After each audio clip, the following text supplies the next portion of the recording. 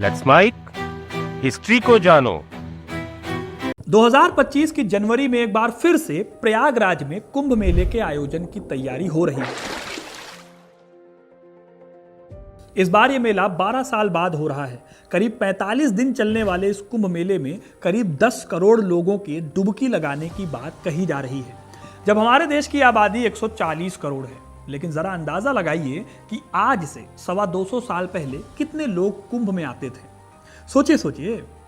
कोई बात नहीं, मैं बता देता हूं। साल 1796 के कुंभ मेले में 25 लाख लोगों ने डुबकी लगाई थी। उस समय इलाहाबाद पर अंग्रेजों का कब्जा था और इस मेले में आई भीड़ को देखने के बाद उन्होंने प्रयागराज में डुबकी लगाने पर टैक्स लगा दिया था। ईस्ट इंडिया कंपनी के रिकॉर्ड से हमें पता चलता है कि साल 1806 में कंपनी ने हर व्यक्ति पर 1 रुपए का टैक्स लगा दिया। और आपको बताऊं कि उस समय 1 रुपए में एक आदमी के पूरे महीने का खर्चा चल जाता था। तो आज के वीडियो में हम ना केवल महाकुंभ का पूरा इतिहास बताएंगे, बल्कि इससे जुड़ी कई ऐसी कहानियां भी जानेंगे जो कि आपने हो सकता है कभी ना सुनी हो। दोस्तों, पौराणिक कथाओं के अनुसार ऐसा माना जाता है कि हिंदू ऋषि दुर्वासा ने सभी देवी देवताओं को श्राप दे दिया था। इससे देवताओं की शक्तियां चली गई। देवताओं की कमजोरी का फायदा उठाकर राक्षसों ने स्वर्गलोक पर कब्जा कर लिया। फिर जब गुरु ब्रह्मा के पास देवताओं ने मदद की गुहार लगाई तो ब्रह्मा जी ने अमृत पान करके अपनी शक्तियों को वापस पाने की सलाह दी। लेकिन यह काम करने में मुश्किल ये थी कि अमृत स्वर्गलोक में ही मौजूद था। उसे पाने के लिए देवताओं को राक्षसों की मदद लेनी थी। फिर देवताओं ने भी यही किया। उन्होंने राक्षसों से मदद लेकर बदले में आधे अमृत को देने की बात कही। राक्षस इस डील को मान गए और फिर होती है अमृत की खोज में समुद्र मंथन की शुरुआत। बड़ी मेहनत के बाद प्राप्त समुद्र मंथन से अमृत की प्राप्ति हुई। लेकिन जैसे ही अमृत निकला, देवता और राक्षस दोनों में ही अमृत को पूरा हड़पने की होड़ मच गई। इसके बाद देवता राक्षसों की आंखों में धूल झोंककर अमृत पाने में कामयाब हो गए और वो अमृत लेकर दौड़ पड़े। राक्षसों ने भी हार नहीं मानी और पूरे 12 दिनों तक उनका पीछा किया। इसी भागने भगाने से कलश से 4 अमृत की बूंदें स्वर्ग से धरती पर गिर गई। माना जाता है कि ये बूंदें हरिद्वार की गंगा नदी, प्रयागराज में त्रिवेणी संगम, उज्जैन में शिप्रा नदी और नासिक में गोदावरी नदी में गिरी थी। अब ये 4 बूंदें जहां जहां पर गिरी, आज वहीं पर कुंभ मनाया जाता है। और 12 साल में कुंभ मनाने के पीछे की कहानी यह है कि पौराणिक ग्रंथों में कहा जाता है कि देवताओं के 12 दिनों का अर्थ है मानव के 12 साल। इसलिए हर 12 साल में और 3 साल के अंतराल पर चारों स्थानों पर कुंभ मेले का आयोजन होता है। अब ये तो आपको पता चल गया कि कुंभ मेले को मनाने के पीछे की पौराणिक कहानी क्या है। लेकिन इंटरेस्टिंग बात यह है कि इस पर्व का हमारे भारतीय इतिहास में कैसे डेवलपमेंट हुआ। इसका जिक्र हमारे हिस्टोरिकल रिकॉर्ड्स में ठीक से नहीं मिलता। कुंभ जैसे एक पर्व का पहला उल्लेख प्राचीन भारत के राजा हर्षवर्धन के समय में मिलता है। हर्षवर्धन 7वीं सदी के राजा थे और उनके काल में चीन के एक यात्री ह्वेन सांग ने भारत घूमने के दौरान प्रयाग के त्रिवेणी संगम में होने वाले एक स्नान पर्व का जिक्र किया है। यह पर्व माघ महीने में होता है। ह्वेन सांग का यह उल्लेख पहला लिखित सबूत माना जाता है किसी भी तरह के इस प्रकार के आयोजन का। इसके बाद हमें कुछ और जगहों पर बाद के काल में इस तरह के संगम का जिक्र मिलता है, जैसे कि अकबर के टाइम पर आईने अकबरी और 16वीं सदी में लिखे गए तुलसीदास द्वारा रामचरितमानस में। बंगाली भाषा की चैतन्य चरित्रामृत में उल्लेख है कि उन्होंने माघ मेले का दौरा किया था। तुलसीदास के 16वीं शताब्दी के रामचरितमानस में इलाहाबाद में मेले का उल्लेख वार्षिक रूप में किया गया है। इसमें 12 वर्षीय चक्र का कोई संदर्भ नहीं मिलता। आईने अकबरी के हिसाब से माघ महीने में प्रयाग संगम के अंतर्गत नहान पर्व ऑर्गेनाइज होता था, जिसको अटेंड करने के लिए हर कास्ट और हर क्लास के हिंदू काफी भारी मात्रा में आते थे। इनकी संख्या इतनी ज्यादा होती थी कि प्रयाग के जंगल और मैदान भी उनके लिए कम पड़ जाते थे। कुछ मध्यकालीन ग्रंथों में हरिद्वार और प्रयाग की तरह माघ महीने का नहान पर्व नासिक और उज्जैन में भी मिलता है, लेकिन वहां इसे सिंहस्थ मेले के नाम से जाना जाता था। इन सभी मेलों में कुंभ मेले का नाम नहीं मिलता, इसलिए माना जाता है कि कुंभ मेले को ही पहले माघ मेला कहा जाता होगा। केवल लिखित रूप में अगर आपको देखना है तो कुंभ मेला शब्द का पहली बार जिक्र मिलता है खुलासत उत्तावारीख में, जो कि 1695 से 1699 के बीच लिखी गई। इसमें कुंभ मेले का नाम सिर्फ हरिद्वार के लिए किया गया है। लेकिन एक और किताब है यादगारे बहादुरी, इसमें इलाहाबाद में सर्दियों के मौसम में लगने वाले ऐसे ही एक मेले का जिक्र मिलता है। इसके बाद इस मेले का प्रॉपर उल्लेख मिलना शुरू होता है ब्रिटिश राज में। साल 1765 में ब्रिटिश ईस्ट इंडिया कंपनी ने ट्रीटी ऑफ इलाहाबाद के जरिए इलाहाबाद पर कब्जा कर लिया। इसके बाद अंग्रेजों की नजर पड़ती है इस मेले पर, लेकिन तब भी इसे माघ मेला ही कहा जाता था। इस बीच 1796 में इस मेले में 25 लाख लोग नहाने के लिए आ गए तो अंग्रेजों ने इस मेले की ओर ध्यान देना शुरू किया। इसी के बाद 1806 में डुबकी पर 1 रुपया टैक्स लगा दिया गया। अंग्रेजों ने अपने भारतीय मूल के सिपाहियों को खुश करने के लिए 1808 में इस टैक्स से छूट भी दी थी, लेकिन बाकियों के लिए टैक्स लगता रहा। एक मजेदार किस्सा है साल 1833 का, जब रीवा के राजकुमार विश्वनाथ सिंह इस टैक्स को देने से मना कर देते हैं और कहते हैं कि उन्होंने तो नहाया ही नहीं, लेकिन अंग्रेजों की तरफ से उनको 5,490 रुपए का टैक्स बिल भेज दिया गया। इसी बीच अंग्रेजों ने जब यहाँ जमा होने वाली भीड़ देखी तो सामाजिक पहलू को देखते हुए उन्होंने यहाँ के मेले को खूब प्रमोट किया। इस तरह धीरे धीरे हरिद्वार, नासिक और उज्जैन के भी माघ मेले को कुंभ मेले के रूप में बुलाया जाने लगा। फिर ब्रिटिशर्स ने इन चारों धार्मिक स्थलों को नेशनल और इंटरनेशनल पहचान देकर इसे तीर्थ स्थल के रूप में डेवलप किया। इसका फायदा ये हुआ कि अंग्रेजों को बहुत मुनाफा मिला। तभी से हरिद्वार, प्रयागराज, उज्जैन और नासिक के माघ मेले को पॉपुलैरिटी भी मिली। आज भी 12 साल की अवधि पर ज्योतिष विद्या का सहारा लेकर इस मेले का आयोजन किया जाता है। तो दोस्तों, ये थी कहानी कुंभ मेले के आयोजन के इतिहास की। कुंभ मेला सिर्फ धार्मिक नहीं बल्कि आर्थिक, सांस्कृतिक और सामाजिक रूप से भी काफ़ी ज़्यादा मदद करता है इंडियन सोसाइटी को। इस मेले को काफ़ी बड़े स्तर के कमर्शियल इवेंट के तौर पर भी जाना जाता है, जहां कई साधु संत अखाड़ा मेंबर्स आते हैं और तरह तरह के प्रोग्राम्स को बढ़ावा देते हैं, जैसे कि कम्युनिटी सिंगिंग, स्पिरिचुअल और एजुकेशनल डिस्कशन, और दूसरी तरफ मनोरंजन की एक्टिविटीज़। देश और दुनिया से यहाँ पर आकर लोग जमा होते हैं, जिससे लोकल इकोनॉमी को बूस्ट मिलता है। करीब 45 दिनों तक चलने वाले इस मेले में बड़े पैमाने पर इकोनॉमिक एक्टिविटीज़ भी होती हैं, जैसे कि होटल्स, रेस्टोरेंट्स और लोकल ट्रेड, इन सब को इससे बढ़ावा मिलता है। इसलिए कुंभ मेले का आर्थिक महत्व भी है।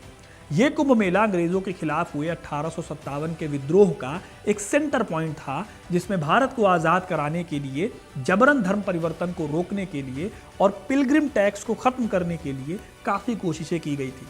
अब ये तय करना मुश्किल है कि माघ मेला पहली बार कुंभ मेले के रूप में किस वर्ष में मनाया गया था। इलाहाबाद में 1870 का मेला सबसे पहला मेला है जिसे समकालीन स्रोतों द्वारा कुंभ मेला के रूप में वर्णित किया गया है। इससे पहले कुंभ मेला 1858 में होना तय हुआ होगा, लेकिन 1857 के विद्रोह के चलते इलाहाबाद में अशांति हुई, जिसकी वजह से कोई मेला आयोजित नहीं किया गया। उससे पहले 1846 में कुंभ मेला आयोजित किया गया होगा, लेकिन इसका कोई रिकॉर्ड हमें नहीं मिलता। इलाहाबाद में कुंभ मेले का सबसे पहला रिकॉर्ड 1868 की ब्रिटिश रिपोर्ट से मिलता है। इस रिपोर्ट में इलाहाबाद के मजिस्ट्रेट GHM रिकेट्स ने 1870 में आयोजित होने वाले कुंभ मेले में साफ सफाई के बारे में डिस्कस किया। इस रिपोर्ट से पता चलता है कि उन्होंने 4 साल पहले आध कुंभ या फिर अर्ध कुंभ में भारी भीड़ देखी थी। 1870 के माघ मेले में अपनी रिपोर्ट में इलाहाबाद के कमिश्नर JC रॉबर्टसन ने भी कहा कि इस साल का मेला कुंभ था। यह रिपोर्ट सबसे पुराना मौजूदा स्रोत भी है जो इलाहाबाद में साधुओं के जुलूस का उल्लेख करता है। यह जुलूस केवल कुंभ मेले के दौरान होता है, न कि माघ मेले के दौरान। हिस्टोरियन कामा मैकलीन का भी मानना है कि 1870 का मेला इलाहाबाद का पहला मेला था जिसे कुंभ मेला कहा गया। 1882 में एक बार इस मेले को लेकर विवाद भी हो चुका है, जब हुसैन नाम के एक मुस्लिम को कुंभ मेला प्रबंधक के रूप में नियुक्त किया गया। भारतीय समाचार पत्रों की रिपोर्ट में कहा गया कि हुसैन ने यूरोपीय महिलाओं और सज्जनों की खुशी के लिए सजी धजी नावों का एक बेड़ा व्यवस्थित किया था और तीर्थ यात्रियों को स्नान करते हुए देखने के दौरान नर्तकियों, शराब और गौमांस के साथ उनका मनोरंजन किया था। इसी तरह से 1888 में एक ईसाई मिशनरी ने सरकार से कुंभ मेले के आयोजन में शामिल ना होने को कहा, क्योंकि इससे वो मूर्ति पूजा में भागीदार बनते हैं। हालांकि इलाहाबाद के मजिस्ट्रेट ने यह तर्क देते हुए ऐसा करने से इनकार कर दिया कि सैन्य साधुओं को नियंत्रण में रखने के लिए ब्रिटिशर्स की भागीदारी बहुत जरूरी है। योग गुरु परमहंस योगानंद ने अपनी कृति योगी आत्मकथा में लिखा है कि जनवरी 1894 में प्रयाग में कुंभ मेले के दौरान उनके गुरु श्री युक्तेश्वर की महाअवतार बाबा जी से पहली बार मुलाकात हुई थी। 1906 के मेले में नागा साधुओं के बीच एक झड़प होती है। पुलिस ने संघर्ष को खत्म करने के लिए घुड़सवार सेना को हमला करने का आदेश दिया था। फिर 1941 में सरकार ने 4 जनवरी से 4 फरवरी 1942 के दौरान इलाहाबाद की यात्रा करने पर डाक टिकटों की बिक्री पर प्रतिबंध लगा दिया। जापान के द्वितीय विश्व युद्ध में शामिल होने के कारण सरकार उपस्थित लोगों की संख्या को कम करना चाहती थी। ऐसी भी अफवाहें थी उस दौर में कि जापान इलाहाबाद पर बमबारी करने वाला है, लेकिन इन सब के बावजूद कुंभ को रोका नहीं गया। आज़ादी के बाद कुंभ का साइज लगातार बड़ा होता गया और अगले साल 2025 की जनवरी में माना जा रहा है कि कुंभ मेले में 10 से लेकर 40 करोड़ लोग तक यहाँ डुबकी लगाएंगे। तो दोस्तों, ये था इतिहास कि कैसे एक दौर में कुंभ की एक डुबकी बेहद महंगी हुआ करती थी, फिर भी इस त्यौहार का महत्व कभी कम नहीं हुआ, आज तक बना हुआ है। जब भी कुंभ आता है तो करोड़ों लोग इस समूह में शामिल होते हैं ताकि वो भगवान के प्रति अपनी श्रद्धा को स्थापित कर सके। तो दोस्तों, ये था कुंभ मेले का इतिहास। आपको ये कहानी कैसी लगी कमेंट करके जरूर बताइएगा। वीडियो को लाइक और शेयर करना ना भूलें और ऐसी इंटरेस्टिंग कहानियों के लिए, इतिहास से जुड़े रहने के लिए हिस्ट्री कनेक्ट को सब्सक्राइब जरूर करें। धन्यवाद।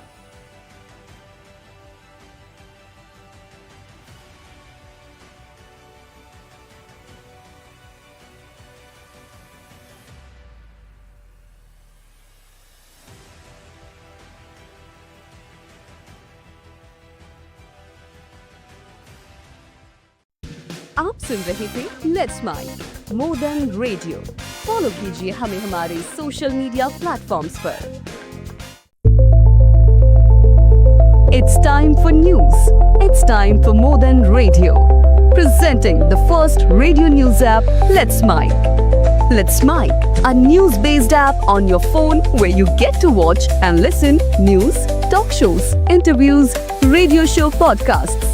On Let's Mic, you get all relevant information of TV, print, radio, podcast, and digital. Let's Mic talks about every segment of life.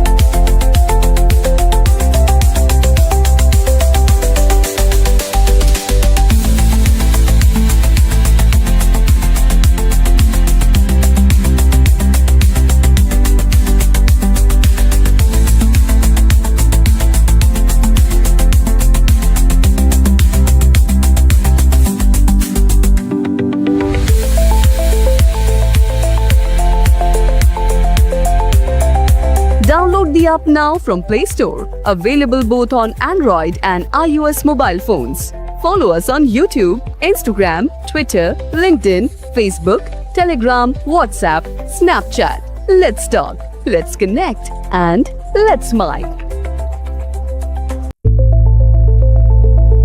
It's time for news. It's time for more than radio.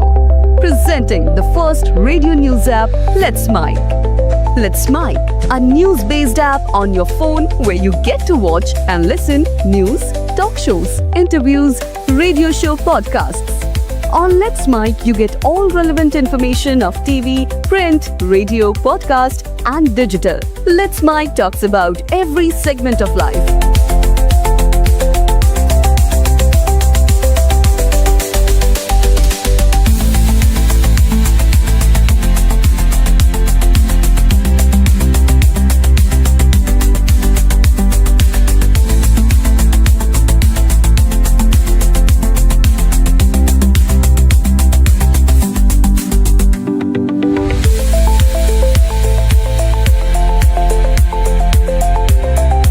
Download the app now from Play Store. Available both on Android and iOS mobile phones. Follow us on YouTube, Instagram, Twitter, LinkedIn, Facebook, Telegram, WhatsApp, Snapchat. Let's talk, let's connect, and let's mic.